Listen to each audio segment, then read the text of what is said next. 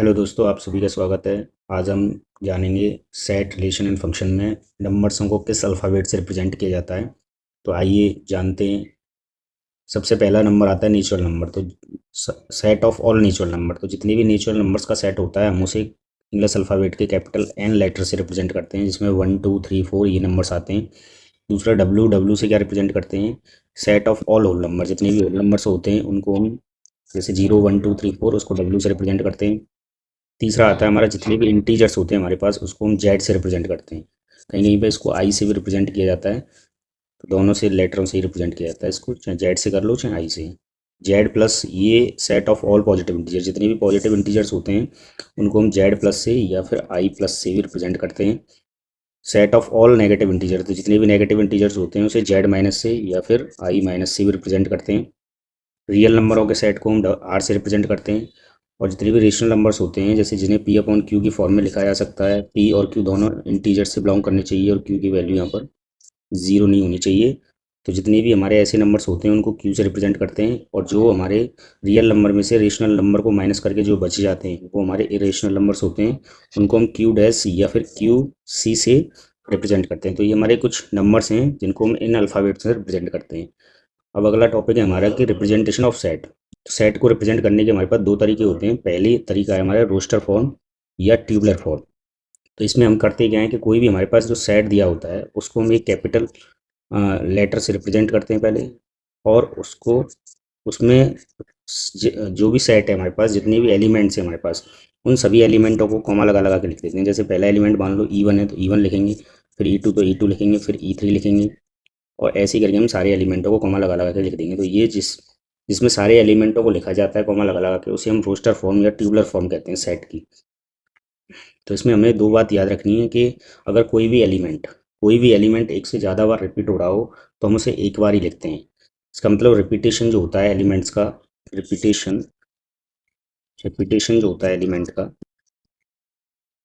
Are elements are not allowed.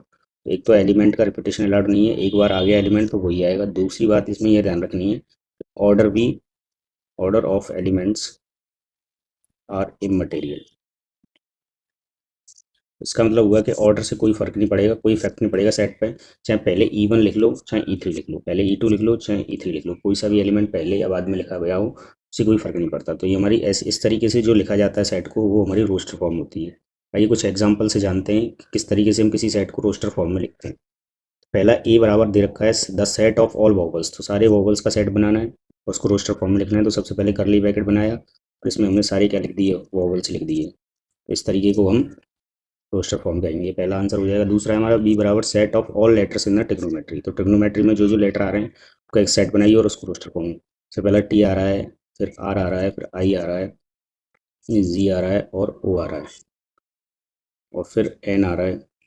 अब देखिए ओ again आ गया तो ओ नहीं लिखेंगे, अब एक बार रिपीटेशन नहीं करेंगे। फिर एम लिखेंगे, फिर एम के बाद ई लिखेंगे, फिर उसके बाद टी आ चुका है, पहले आर आ चुका है, और वाई लिखेंगे। तो ये हमारा क्या हो जाएगा, आंसर हो जाएगा।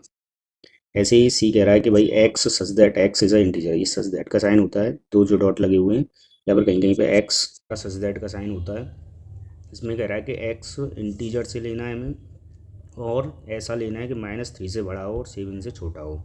तो ऐसे नंबर्स हम लेंगे -2 -1 0 1 2 3, ऐसे ही करके हम 6 तक लेंगे। तो ये सारे नंबर्स हमारे इसमें आ जाएंगे। ऐसे ही हमारा डी कह रहा है कि ऐसा प्राइम नंबर लेना है, एक तो एक्स की वैल्यू प्राइम नंबर लेनी है और which is the divisor of 60 का डिवीज़र होना चाहिए। तो 60 के डिवीज़र 1 2 3 ऐसे होते हैं, लेकिन हमें प्राइम नंबर भी लेना है, ये भी ध्यान रखना है।